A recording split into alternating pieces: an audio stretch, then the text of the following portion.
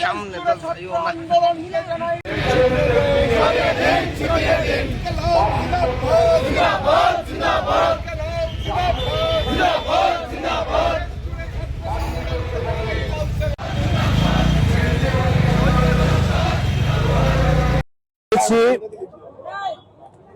আমাদের দেশের গণতান্ত্রিক আন্দোলনের ইতিহাসে একটা ঐতিহাসিক জয়ের সূচনা হয়েছে। আমি এখনই সম্পূর্ণ জয় বলবো না। সেটা কি?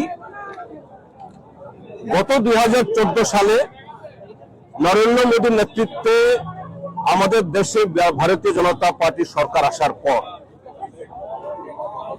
তাদের যে তথাকথিত হিন্দু রাষ্ট্র নির্মাণের যে কর্মসূচি আমাদের অর্থনীতি ধ্বংস করেছে, আমাদের সংবিধানকে প্রায় মানে পঙ্গু করেছে, তার চেয়েও এখন ভয়ঙ্কর যে পদক্ষেপ নিয়েছে শিক্ষা ব্যবস্থাকে সম্পূর্ণ পঙ্গু করে দিয়ে গোটা ভারতবর্ষের ভবিষ্যৎকে প্রজন্মান্তরে যাতে পঙ্গু হয়ে যায়, অনাথ হয়ে যায়।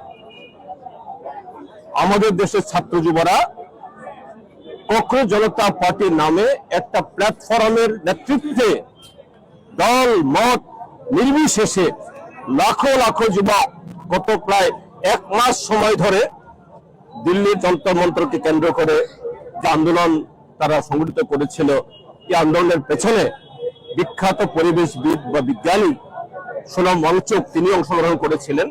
আজকে নরেন্দ্র মোদী প্রধানমন্ত্রী তাদের কাছে মাথা নত করতে বাধ্য হয়েছেন।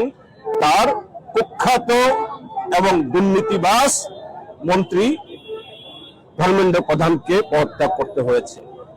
আমি সেজন্য বলছি এই পদত্যাগের মধ্য দিয়ে সব ঠিকঠাক হয়ে যাবে না। এটা শুরুয়াত, এটা শুধু শিক্ষা ব্যবস্থায় শুদ্ধিকরণ না, গোটা গণতান্ত্রিক ব্যবস্থার ভিতরে যে দুর্বলতা তৈরি করার চেষ্টা করেছে তা মেরামতের জন্য আমাদের নতুন প্রজন্ম যখন রাস্তায় নেমেছে এটা কেউ রুখতে পারবে না। এটাকে সমর্থন যোগানোর জন্য আমরা এখানে এসেছি। আমরা আনন্দিত, গর্বিত, উৎসাহিত, সারা দেশ উৎসাহিত। এই আন্দোলন এখানে থামবে না, বহুদূর এগিয়ে যাবে।